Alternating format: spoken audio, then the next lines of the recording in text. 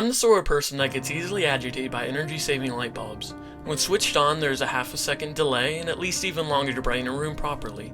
Simple, and the one that really pisses me off is the one in my boyfriend's kitchen. It's the kind that you see in the kitchen of a cheap restaurant. Once the switch is flicked, it takes about 8 seconds for it to come to life, during which it flickers at least 5 times. During the evenings, I only go in the kitchen to make a bottle of milk for my son, because he still has trouble sleeping through the night.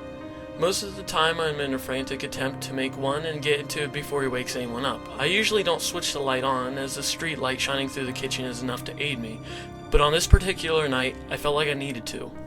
My boyfriend and I were watching a movie downstairs when I heard the baby crying. I climbed off the sofa and headed towards the kitchen, but I came to a halt in the doorway. Something didn't seem right, and a voice in the back of my head was screaming at me to switch the light on.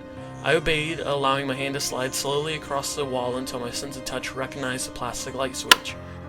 An all too familiar buzz of the bulb coming to life echoed off the kitchen tiles, but as I stared into the darkness and the light began to flicker, I could make out something in front of me. It didn't take any particular shape or form, it just looked like a huge black smudge, the kind you get when smudging charcoal on a blank sheet of paper.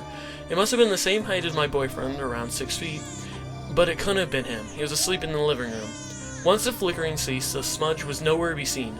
Must have been in my imagination, I thought to myself, until my son's cries began to get louder and louder and became more distressed. I already prepared a bottle earlier that evening and quickly grabbed it off the worktop. As I ran through the living room and reached the bottom of the stairs, his cries became even more distressed, so much that he was coughing and retching. My foot touched the second step, and at the same time my hand reached for the landing light switch. During the delay, I saw the smudge again. It was now at the top of the landing. I could really tell it was looking at me. But as soon as the bulb lit up, it was gone. That was when I heard the bedroom door creak open and slam shut. And the screams. The blood-curdling screams of my baby boy. Adrenaline rushed through me and I bolted up the stairs. I attempted to open the door, but it was locked from the inside. His screams increased in volume as I attempted to ram the door down with my own body. I can remember myself screaming his name as I threw myself at the door with all the force my body could deliver. Without warning, whatever was in the room with my child unlocked the door and I fell through, falling to the floor and hitting my head. As I scrambled to my feet, the door slammed shut behind me and I could hear nothing. No screams, only the sound of my rapid heartbeat and violent panting. I turned to flick the light switch, but as I did, I felt a terrifying presence and it was behind me. I heard the floorboard creak as it took a step closer. I could feel its breath on my neck, a cold breath that sent shivers down my spine, and with a hoarse whisper it spoke, "Don't wake the baby." That was enough for me to flick the switch. Luckily, the bedroom light bulb wasn't energy saving. As quickly as the light filled the room, the presence that I felt disappeared. With a pounding head, I rushed to the cot where I saw my little boy unharmed and fast asleep.